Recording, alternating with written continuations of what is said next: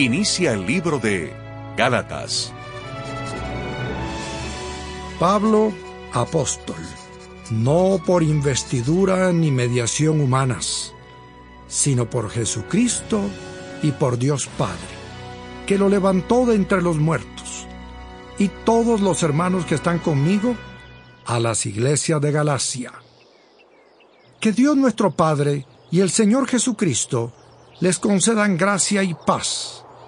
Jesucristo dio su vida por nuestros pecados para rescatarnos de este mundo malvado, según la voluntad de nuestro Dios y Padre, a quien sea la gloria por los siglos de los siglos. Amén. Me asombra que tan pronto estén dejando ustedes a quien los llamó por la gracia de Cristo para pasarse a otro evangelio.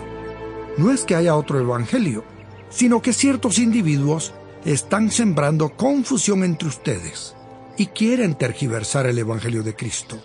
Pero aun si alguno de nosotros o un ángel del cielo les predicara un evangelio distinto del que les hemos predicado, que caiga bajo maldición. Como ya lo hemos dicho, ahora lo repito. Si alguien les anda predicando un evangelio distinto del que recibieron, que caiga bajo maldición. ¿Qué busco con esto? ¿Ganarme la aprobación humana o la de Dios? ¿Piensan que procuro agradar a los demás? Si yo buscara agradar a otros, no sería siervo de Cristo.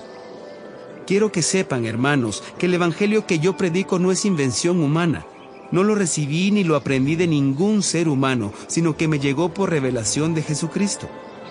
Ustedes ya están enterados de mi conducta cuando pertenecía al judaísmo, de la furia con que perseguía a la iglesia de Dios, tratando de destruirla.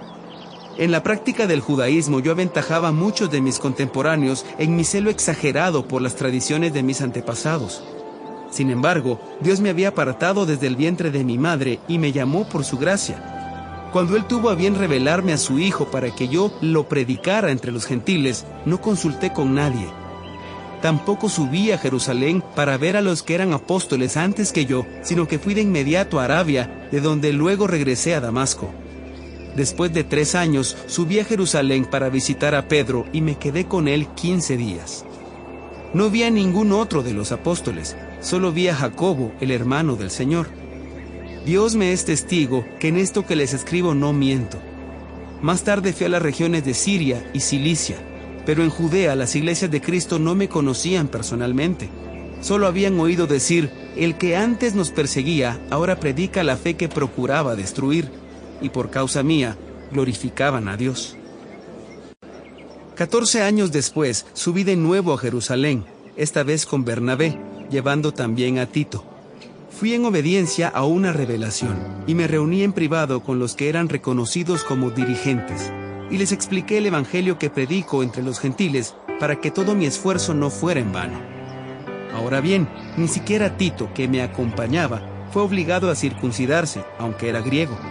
El problema era que algunos falsos hermanos se habían infiltrado entre nosotros para coartar la libertad que tenemos en Cristo Jesús, a fin de esclavizarnos. Ni por un momento accedimos a someternos a ellos, pues queríamos que se preservara entre ustedes la integridad del Evangelio. En cuanto a los que eran reconocidos como personas importantes, aunque no me interesa lo que fueran, porque Dios no juzga por las apariencias, no me impusieron nada nuevo. Al contrario, reconocieron que a mí se me había encomendado predicar el evangelio a los gentiles, de la misma manera que se le había encomendado a Pedro predicarlo a los judíos. El mismo Dios que facultó a Pedro como apóstol de los judíos, me facultó también a mí como apóstol de los gentiles.